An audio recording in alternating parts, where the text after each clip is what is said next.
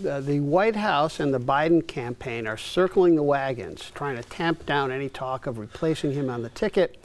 But a new CBS poll found only 27% of voters think he has the cognitive ability to serve.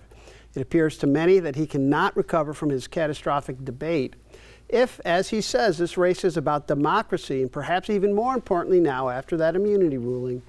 Tara, should he step aside? I mean, is this the take away the keys moment? Excuse me, Nina, is this the take away the keys moment? I forgot I was supposed to start on this also. I think it is not, let me just say about this moment generally, because I sort of forgot your question because I wasn't listening very closely. Because I thought somebody was going to, anyway, well, you know it's critical. But should he step aside?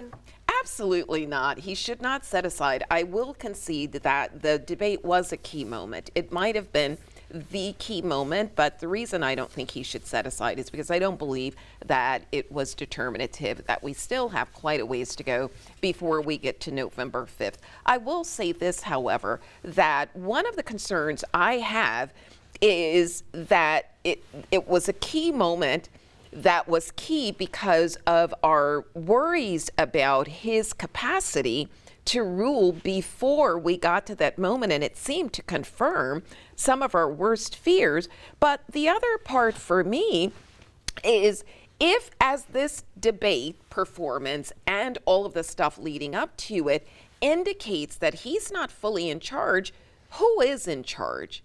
And who are the shadowy figures that are operating behind the scene? And let me say this, when we look at other presidents, we know who was behind the scenes. We know that with Trump, it was Stephen Miller. We know with Obama that it was Valerie Jarrett and David Axelrod. We know with George W. Bush, it was Karl Rove, and we can go on and on and on. We don't know who's doing that. Go ahead, Rick. If only 54% of Democrats believe he should continue to run, you say there's a long time. What's going to happen between now and then to change the fact that 3/4 of the people believe he doesn't have the cognitive ability to be president? I think there are two options. Either they change candidates or you have to change and reverse perceptions. How do you do that? I'll give you really out of the way plan of doing this. He needs another debate to show that he is in control and that this was an anomaly. The problem is he isn't scheduled to re-debate Trump until September 10th, and I would be shocked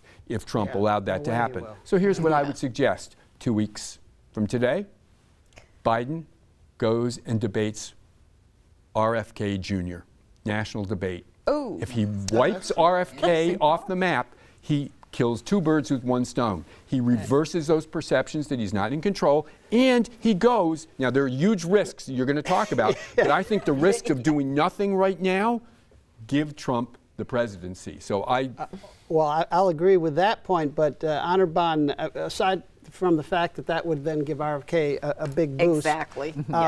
Might an open convention actually generate enthusiasm for somebody else? People are all afraid of an open convention. I don't know. The enthusiasm, as all I'm reading and people I know are Democrats, registered Democrats, they are very despondent. I mean, Sarah, our colleague, used that word, despondent. I think that's a wonderful word to use. And I do think Biden needs to show that, he's actually capable of creating grammatical sentences. The evidence now is that he's not going to be able to show that. I mean, this doesn't get better. This road only goes in one direction. Right. So how can that happen, especially because every ad between now and November 5th is going to be, the mouth agape Biden on the stage.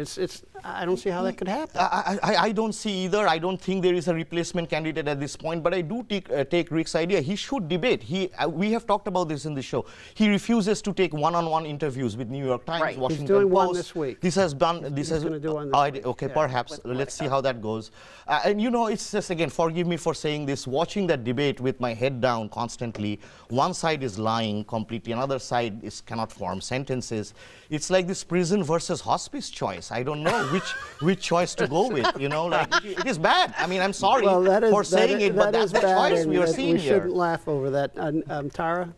Well, I absolutely don't think he should step aside, partially because moving away from Biden to the party in general, because if he does step aside, then you're going to spend far too much time when you should be attacking Trump, trying to figure out, okay, who's the next candidate? And that is just like being between the rock and a hard place. Bingo. Because, okay, many people are saying, okay, we skip over Kamala Harris and we move to, Gretchen Whitmer or Governor Newsom. And that creates a whole different set of problems for the Democrats when they already have some problems. And, no, we should not see African Americans as monolithic or women as monolithic, but that creates other problems with other constituencies. Some polling is now showing that Harris actually is polling better than Biden. And Harris, I think that Harris would eviscerate Trump in a debate. I don't know. I perception? normally If you- believe polls, but in this case, I have a hard time believing that that is a genuine reflection of the idea that Harris would actually beat Trump if Trump plays by the rules, which we can't expect. But I agree with Tara. What is the alternative at this point in the game? I mean, this is too late to come up with another candidate.